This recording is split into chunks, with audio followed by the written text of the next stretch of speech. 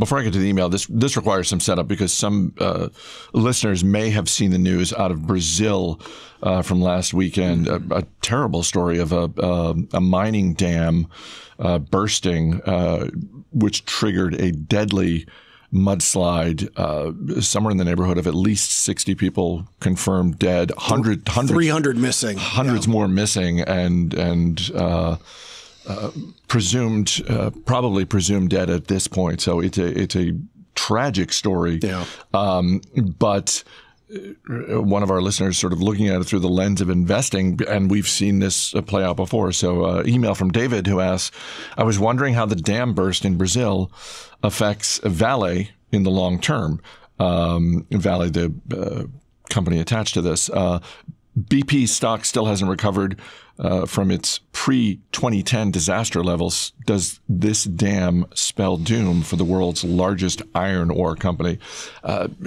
Vale, probably not well known to a lot of listeners just because we don't really focus on commodity stocks all that much. No, but touch something metal to your left or your right, and most likely Vale produced some of the metal that's in it. It is a foundationally important company to the global economy. It is very, very important to the Brazilian economy, and therein lies a little bit of the rub. So the last time Vale has been sued by the Brazilian government for a 2015 disaster that happened about 80 miles up the road from this dam, in which 10 people were killed, and the government sued for $5.3 billion US. That was a much smaller accident. After that accident, Vale and all of the Brazilian miners went through a process of verifying the safety of all of their dams.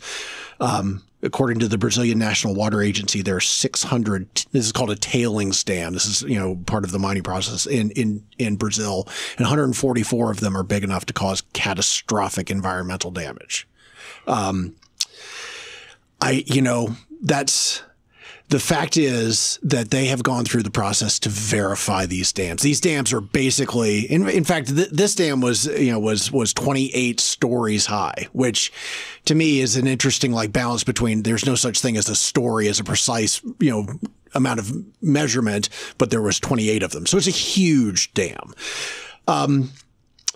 There are, the dam itself basically is made out of mud, and what happened, they believe, is that the mud literally liquefied in place, and then it, so you touch it, so it looks like it is in good shape until suddenly it fails. And there's 144 dams that are just like this. Vale owns a large number of them. I'm not saying that this is a no-touch company, but I am saying that they don't really have the ability to either replace the dams or to say for sure that these dams are safe, because I'm relatively sure they had $5.3 billion worth of interest last time in making sure that this didn't happen again, and it happened again.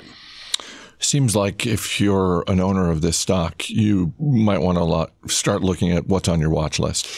Yeah, but it's interesting because in the same way that the state of New York is so careful with its Wall Street firms, the Wall Street is worth 25% of the tax base of New York State. So there's only so much they're going to do to punish them.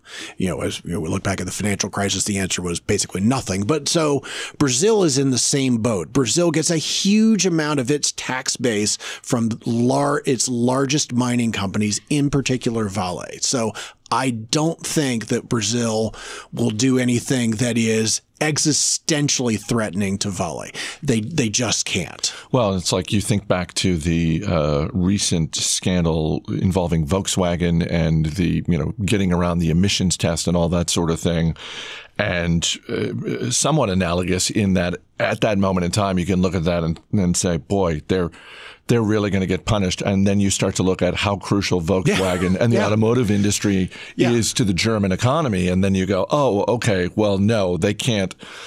That's a really bad idea to punish Volkswagen to the point where it goes out of business. Right. There can be, they can't leave they can't leave a crater where Volkswagen was. And The other thing for Vale that's interesting is that there's a brand new government in Brazil, and he's a populist, and I think you could see a scenario where he comes down really, really hard on them in ways that are visible.